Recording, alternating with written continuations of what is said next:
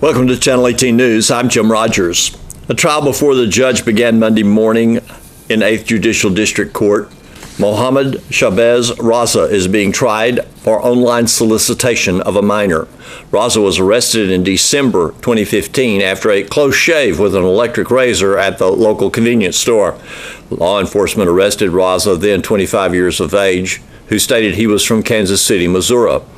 Law enforcement had been in contact with Raza since April 2015 when he thought he was communicating online with a female under 17 years of age. Hopkins County investigator Corley Weatherford testified regarding text messages between Raza and the one he thought to be the female minor. Video of the arrest was also shown. In the video, Raza was Mirandized and his cell phone was removed from his pocket.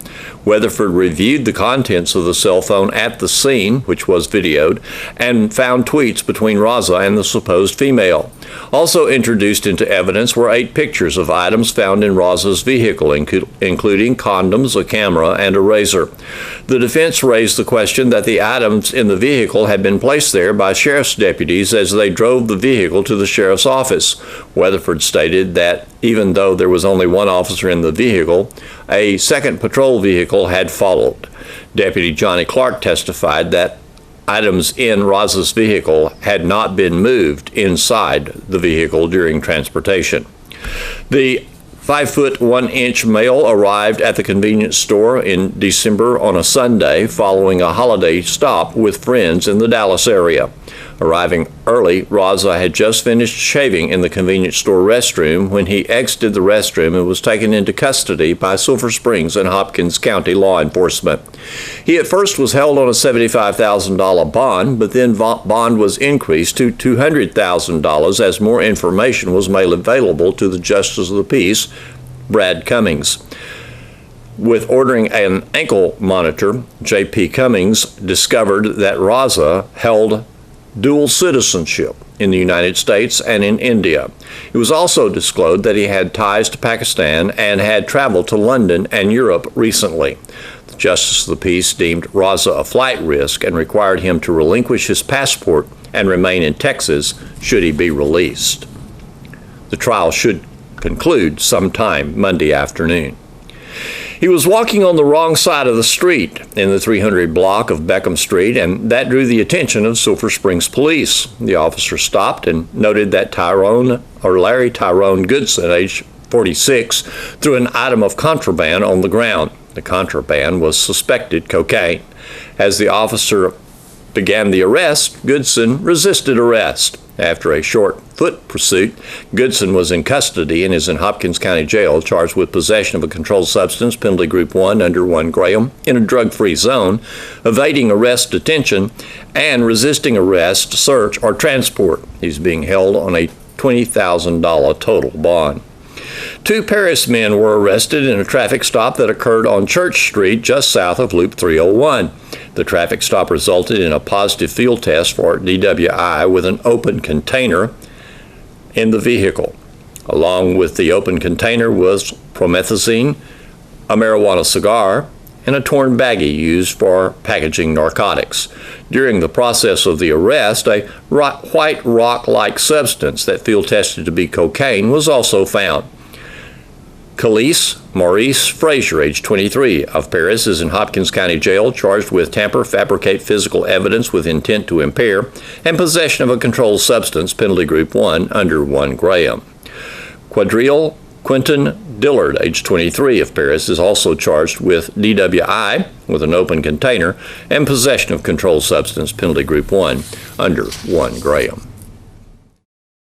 Into the Woods is a musical put on by the Sulphur Springs High School Theater Arts Department to be staged in the brand new auditorium later this week. Here's singer J.C. Reed and director Lachey Woodard. Into the Woods is a show that my co-director Desi Ferris and I have wanted to do for a long time. It's a musical.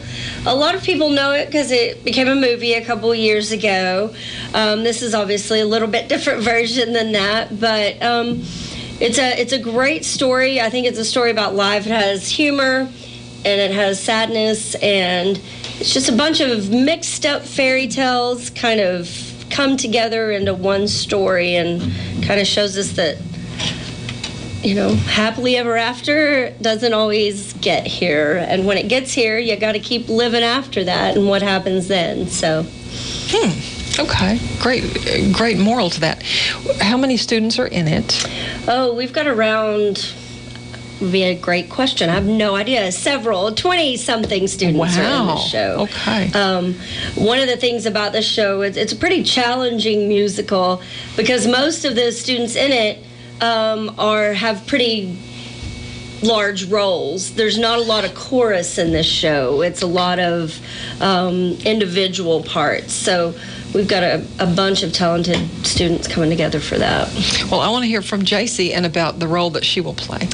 Well, I will be playing the baker's wife, and she's, as it says, she's the baker's wife, and her and her husband pretty much wish they could have a kid, so they go out into the woods and try to do this potion for the switch to get a kid. So, okay. And does she have to sing happy and sad songs about it, or? Yes, okay, definitely. What about the baker? Who plays the baker? Josh Thompson is the baker, and he's doing great now that he's back from his spell of pneumonia. Sydney Hawkins is our witch. She gets to be real evil and fun in this, and also say, even the witch, though, is a complex character in this play, and you see, yes, she's evil, yes, she's bad, but also she probably makes better decisions than a lot of them do. And Junior Brianna Isom is the Cinderella. Okay. Senior J.C. Ashford is Little Red Riding Hood. And so lots of opportunities for some big roles here. So they all come together in the woods. Yes. They all have their reasons for going into the woods, kind of like we all have our reasons for going out in the world each day and what we're looking for and trying to do. And so while they're out there struggling through the woods, they kind of come together and learn to work together a little bit and to try to help each other through the woods. Okay. Well, this play is going to be staged when and where? We'll do the play this weekend, Thursday, Friday, and Saturday at 7 o'clock in the newly renovated SSISD auditorium. And we'll also perform Sunday at 2 o'clock for our final performance. So 2 evening and 1 afternoon performance? We have 3 evening. We'll have Thursday, Friday, and Saturday. Okay.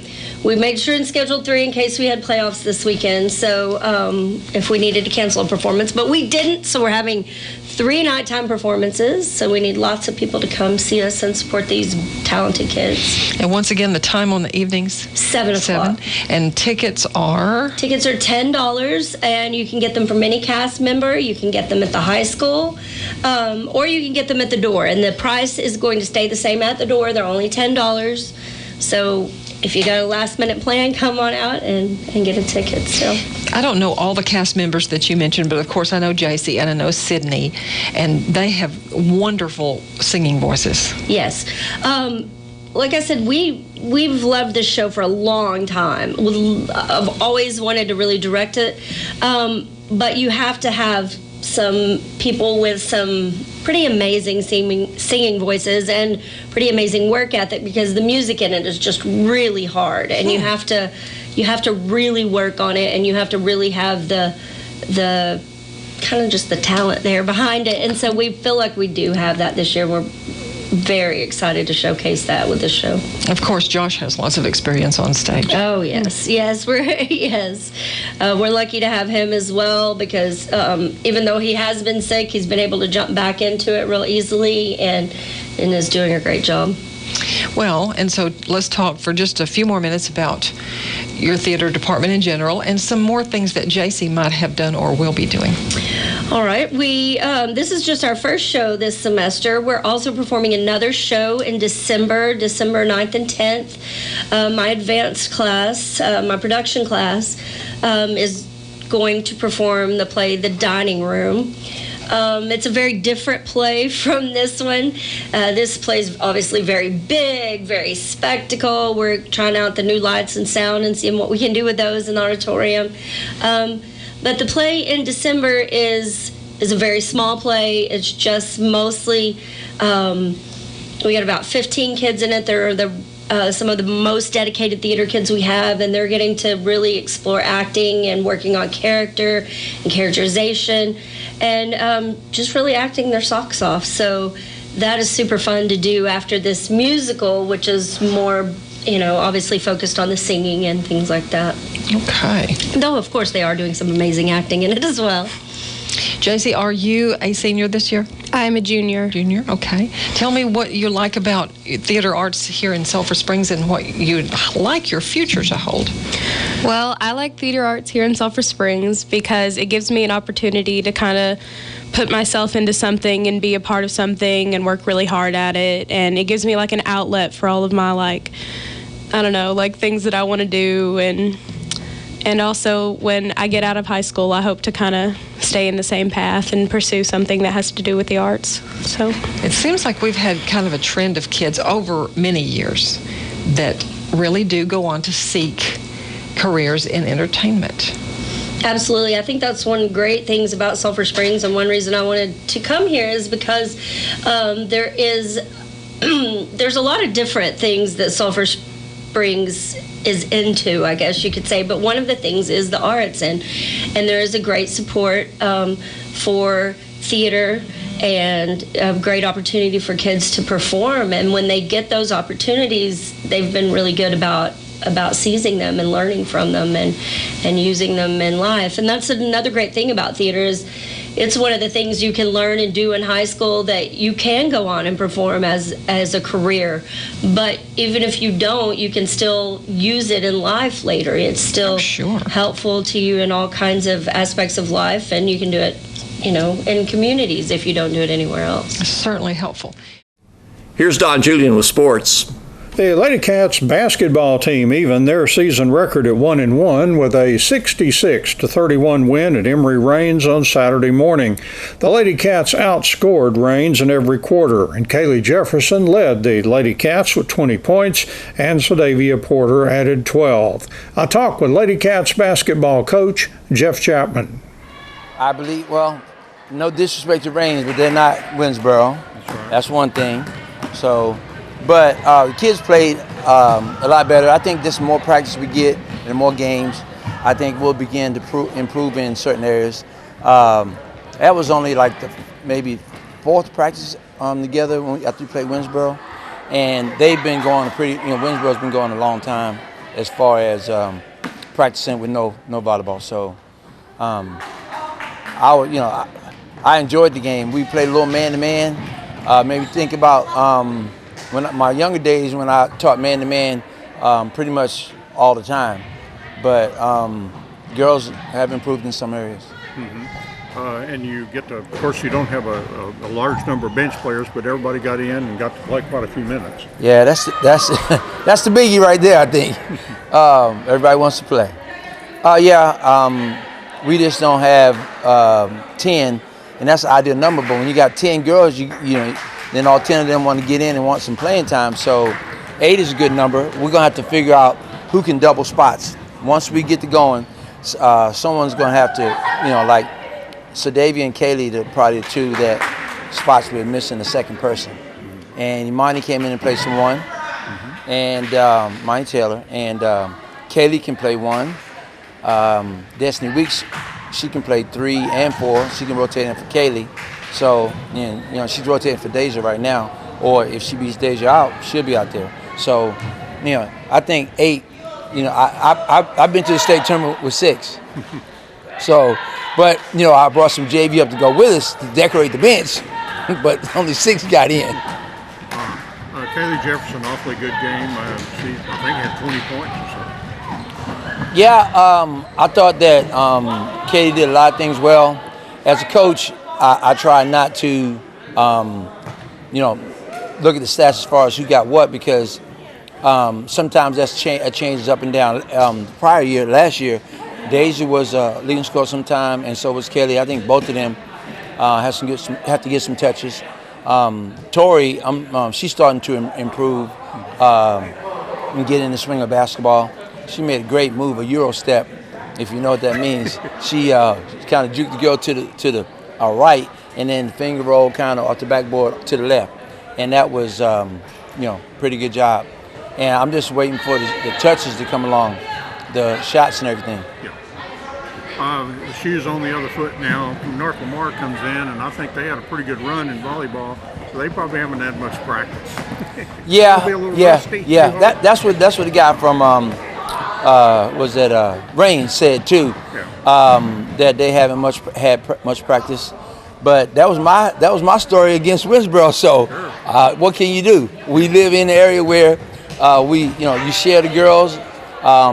It's not my team is not a lot of specializing, and we share athletes, and they do it too. So it is what it is. He texted me too and said, "Take it easy on us. We just got out of volleyball." But what I never figured out is how you take it easy on somebody. His girl's gonna be trying hard to beat us. He's gonna be trying hard to beat us, but I'm supposed to take it easy. They've had a pretty good record against us too. They've done well against us, so they should be good competition. Yeah. They have a little girl that's their point guard, if I'm not mistaken, that played some traveling ball with Destiny Weeks and Deja Pruitt. So, I think they'll be okay. The Saltillo Lions captured the State 1A title at the cross-country meet Saturday at Old Settlers Park in Round Rock. The Lions were led by Walker McGill, who finished 13th. Lyle Bench was 17th. Dakota Patridge was 18th. Adam Valenzuela was 23rd. And Hendrick Rios was 26th. Trevor Moore and Branson McGill also competed. Miller Grove finished third in the state. Albert Serrano led the way for Miller Grove with a 7th place finish. Luke Brignan was 11th. Jake Pelleros was 24th, and Grant Earp 78th. Grant Sharp and Trey Wolf also competed. Sulphur Bluff was 12th in the state, and the Bears were led by Turner South with a 21st finish. Also, Brennan Seymour was 50th, Jonathan Brown was 90th, Ishmael Wade was 99th, and Trayton South was 110th. Also competing were Jacob Watts and Ricky Taylor Hatfield.